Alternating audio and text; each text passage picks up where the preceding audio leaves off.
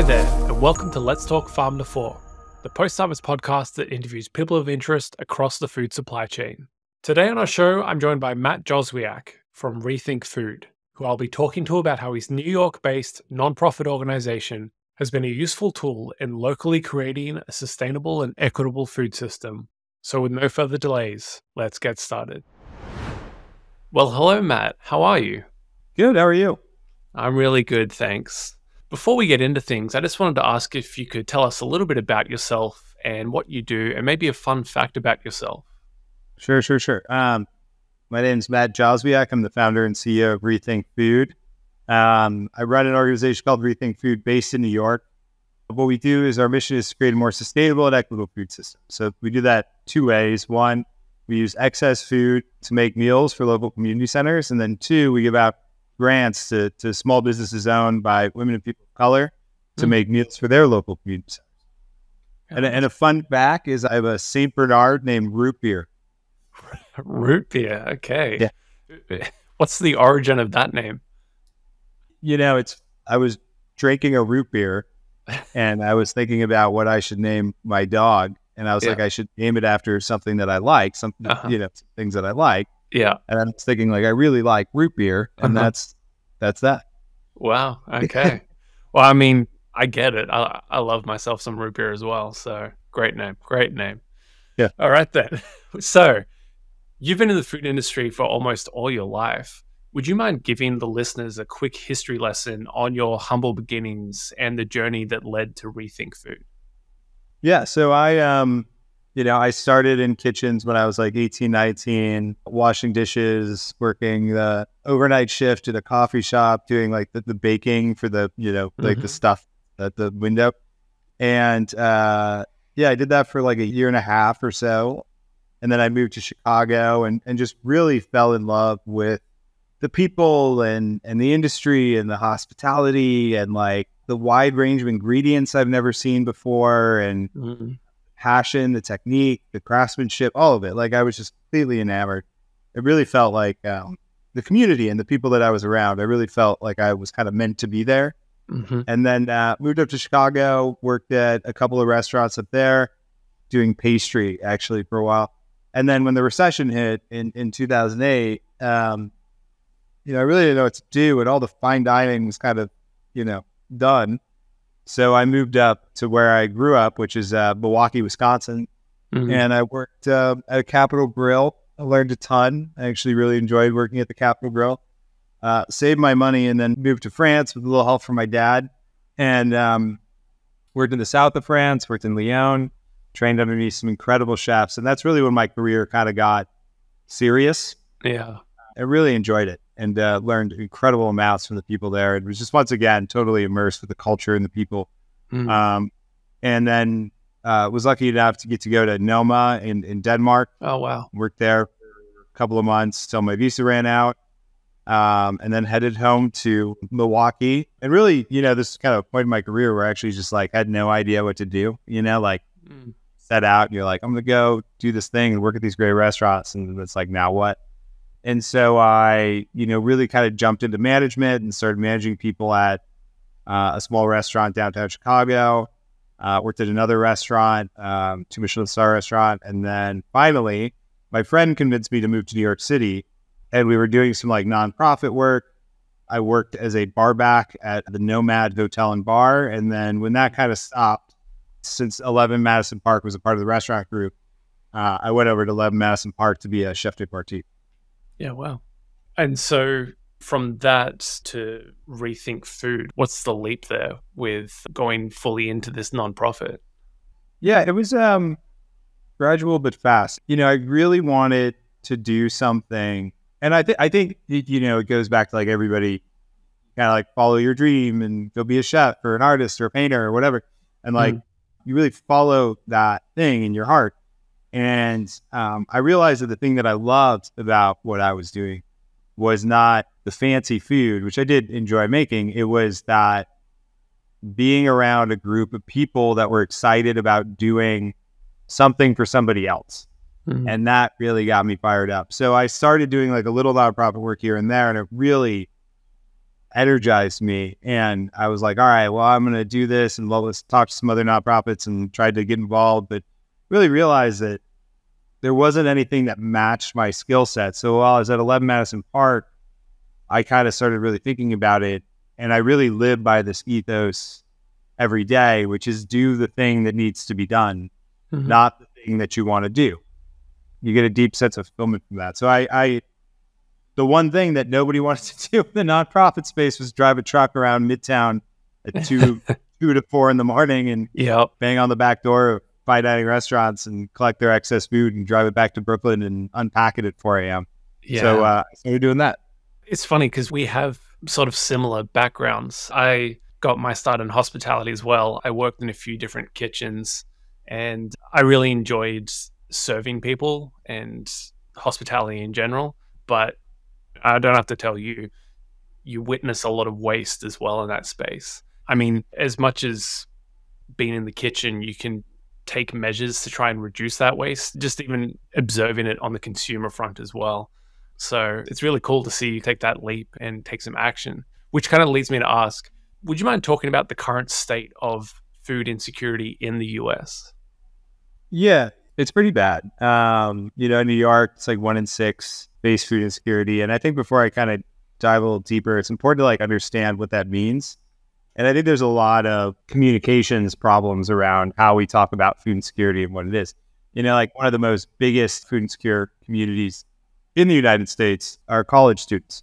And people don't think they are the homeless or this and that, but it's really hardworking people and people who don't have the resources to do that, which is like most people, I included. I'm sure 99% of people find themselves at one point in their life really finding it challenging to pay for breakfast, lunch, and dinner every day. So with that being said, it's a sizable amount of the population, and it really has to do more with wealth inequality than any other kind of external features. So you mentioned before Rethink began in New York, but in a short amount of time, it's expanded into Washington, D.C., San Fran, Chicago, Nashville, Miami. As you continue to scale, what does Rethink's mission look like going forward? Well, we're trying to build a community. And I think that in the last 6 months, we've really kind of got that down. That's what Rethink is doing, which is just people who want to help people to work together. It's not one size fits all. So, we have restaurants in Miami that fundraise for other restaurants to make meals. We have Patchwork that we partner with in Nashville, and they fundraise on their own, and we help a little bit, and Sean Brock helps a little bit. We all put it together, so we're really just trying to build the spirit of hospitality entering into the nonprofit world. So we scale depending on where the opportunity is. So what would you say separates Rethink from other nonprofit organizations? I don't know. I think there's a lot that we've learned from other nonprofit organizations, but I think the main thing is, Rethink, if somebody said, we want you to open up or scale up in Chicago, we probably wouldn't consider opening a commissary kitchen, but it's that, we really have this unlimited capacity through our restaurant network and partners. And I also think we're very, not to say other nonprofits aren't, but we're very driven by the needs of the community leaders. And we spend a lot of time trying to understand their needs and their demand. Yeah, say that. Okay. So then what's something that people seem to misunderstand about nonprofits when it comes to food rescue? Are there any mentalities or mindsets that are largely needing to be shaken? Oh, the whole thing. I'm Yeah. Too good. I think that most people imagine bags of potatoes taken out of a restaurant and given to homeless people. You know what I mean? I think it's just idea of what the soup kitchen lines are and what they were when we learned about the Great Depression and all that stuff. It's just not that. It's really just about sharing. It's not it's that simple. And it's if somebody who, a really close friend of mine went and volunteered for Rethink, and she's an incredible person. Let's tell a story to prove the point. And she kind of coaches me and helps me through challenges of Rethink. And I was talking to her about it, always talking about it. And she goes and she's like, in Harlem, she's like handing out like meals from Manna's Soul Food, which is an incredible soul food restaurant. And she comes back and she's like, wait, so all you do is like buy thousands and thousands of people lunch every day? And I'm like, yeah, isn't it sick? Like, Yeah. like it's not, it's just, it literally is about sharing and giving somebody a break. We've all been there where you're like hungry and you're running to an event or something like that, or somebody goes, hey, I got you lunch, or do you want half of my sandwich, or blah, blah, blah, blah. Like, that's the vibe. Yeah. No, that's awesome. So then with that thought, at what point does attempting to rescue excess food lose its value or become more trouble than it's worth? Let's see. I mean, every donation is like a question around that, you know, like, and sometimes a donation, anything that's obviously been out for more than 4 hours between 40 degrees Fahrenheit and 140 degrees Fahrenheit. Sure. But a lot of it's time and place, you know, like we had somebody from a Wimbledon watch party or something got canceled, and there were like hundreds and hundreds and hundreds of box lunches. Yeah. Like we took them because we really needed them then. Yeah. But if it was like a holiday season or something, like we just would, you know, it's really kind of like the story about when somebody buys you half a sandwich. It's like, well, if it's, you know, you're having that, we offer you that right now, you'd be like, no, I'm drinking my coffee. So there are some instances where we don't need it, but it's always a discussion, and it's really up to this one incredible person on our team, Carlin, who's been with us for a long time. But they basically are the decider. Okay. Interesting. So then from where you stand, what would you identify as being one of the biggest pain points or blind spots when it comes to food waste in retail and hospitality? The biggest challenges are entirely around communication. You can't use that. You don't want that. This nonprofit doesn't need that. Like this whole thing. Like it really is just, I mean, I don't know if you, in your hospitality journey, if anybody told you like, well, actually, it might actually be, you might actually have liability where you are. But in the States, there's no liability. There's no risk. You could donate 1 million pounds of chicken and whatever, like a bunch of people get sick, and like, God forbid that never happens, but you never get sued. It won't happen. We're protected. But it's really just about what you can donate. What does donate look like? You know, also like people have all this food left over at the end of the night in restaurants or events. Like they should really be encouraging their staff to take it home, because a lot of hospitality staff, and they live with 2 or 3 people. I used to do this all the time in Bushwick. I would take the food home, and we, you know, Frankie'd bring one thing, Robbie'd bring the other, and then we'd all sit and kind of have like a little feast. Yeah, I think there's a lot of fog around what can be done here locally in Australia. I think there's a lot of just kind of random myths that kind of float around the legality of giving food a second life. And I spent some time working in a kitchen in Canada, and it was kind of the same. I worked in a place where for the longest time we had excess food, and we were told that we couldn't do anything about it. And there was quite a population of homeless people within the area, and we felt like our hands were tied. And then we did some digging and some research, and we found out over time that we were more than okay to kind of give them what we had. So we had to do a bit of a tweak and adjustment to how we operated in the kitchen, and we had all this excess food that we could then hand off to the locals. But it just took a bit of digging and a bit of research to kind of demystify, I guess. And I think the same applies to Australia. Yeah, I think it's a big part of it. I think it really is what, you know, Rethink's done a lot of really incredible things. I'm really proud of what the team has done.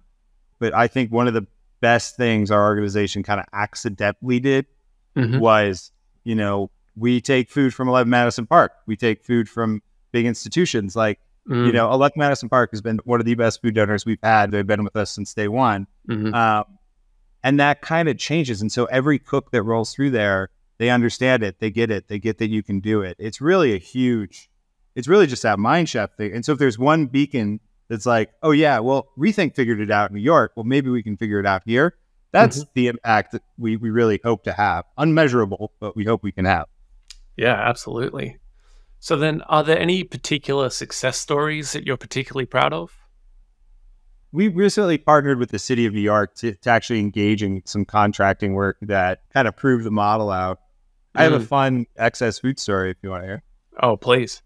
So during COVID, the first couple months, New York City is famous for steakhouses, and this incredible steakhouse, Keen Steakhouse, the dry aging room was like running over because like obviously they weren't selling as many steaks.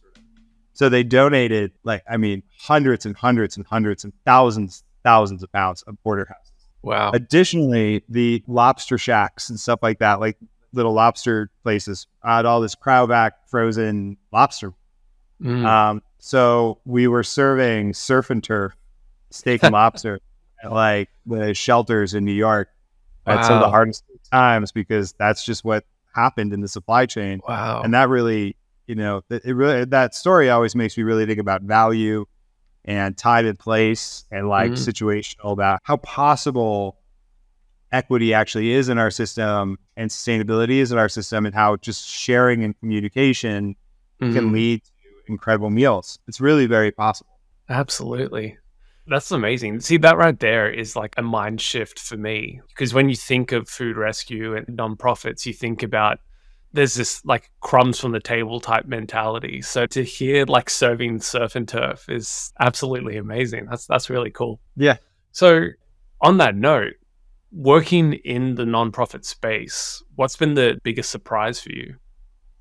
I think the lack of collaboration between agencies and nonprofits. I just over time, like when you're people think about like 3 Michelin-star restaurants as being like ultra competitive, but like if you wanted to go spend a half day at Per Se or John George or like whatever, like as a 3 Michelin-star cook, you can go to these restaurants to go learn.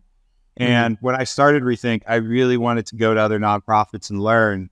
And they were like, no, you can't do. I'm like, I can't go like work in the office for a day at the other nonprofit. There's more of a competitive mindset in nonprofits, which I ultimately think, to be honest, is good because it forces the industry to innovate faster. So that was a little shocking. And then it's also a lot more just like there's KPIs and quarterly goals. It's a lot more intense than I think people think it is. Okay, well, continuing on this thread, what's one thing you wish you had known when you began Rethink? There's a lot. It could fill many, many, many books. Yeah, I bet. I think the hardest thing for me, honestly, was like, I didn't really, I'd only been a cook. I'd only been in service. And so I really didn't understand what office people did. And so it was really hard for me to learn to manage folks that worked in offices. And it's just completely 100% different.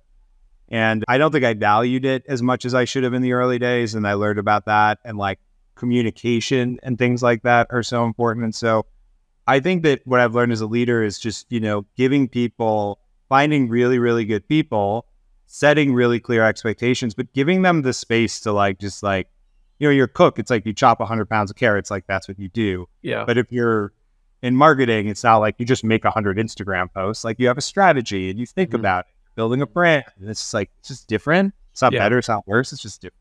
Yeah. So as we come to a close, Matt, I just wanted to ask you, what is the major point you really want the listeners to take away from this episode? I'd like listeners to kind of take away that every little thing you do helps. And like, if you're donating $10 to something or thinking about donating your food or bringing it up or whatever, it's just like, don't lose sight of the fact that we live in a community. I know sometimes we hang out in our little apartments and think it's not really a community, but it is. And you're much closer to the cab driver and to the person you see walking down the side of the street. You probably know somebody who knows that person. And so realizing that you are actually in a tight-knit community and doing things for your community will not only bring you joy, it'll create a better city. Yeah, I think that's a great place to leave it. Well, that's all for today's episode of Let's Talk Farm to Fork. Thanks for listening, and thank you, Matt, for joining us. Thank you. If you'd like to know more about Matt and Rethink Food, check out the link in the description of this episode. Make sure to subscribe to the podcast so that you never miss an episode. And don't forget to write a review and share with your friends. Until next time, you've been listening to Let's Talk Farm to Fork, a post-harvest podcast.